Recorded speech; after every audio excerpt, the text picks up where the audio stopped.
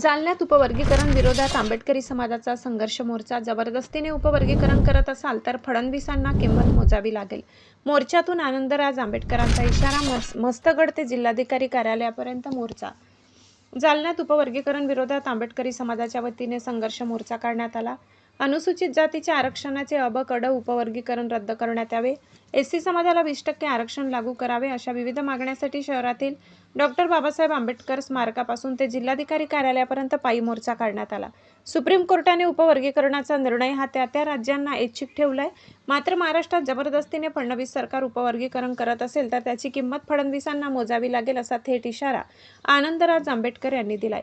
दरम्यान या मोर्चात आंबेडकरी समाज मोठ्या संख्येने सहभागी झाला. तसेच दिल्ली येथे सुरू असलेल्या विद्यार्थ्यांच्या आंदोलनावर त्यांनी आपले मनोगत व्यक्त करत, जे आंदोलन सुरू आहे ते लोकशाही मार्गाने सुरू आहे, मात्र सरकार हे आंदोलन संपविण्याचा प्रयत्न करत आहे, त्यामुळे सरकारने दडपशाहीपणा करू नये, सरकारला हे मागात पडेल असा इशारा त्यांनी यावेळी दिलाय, अशी माहिती आनंदराज आंबेडकर यांनी दिली. शहा न्यूज मराठीसाठी न्यूज रिपोर्टर राजू शहा, जालना.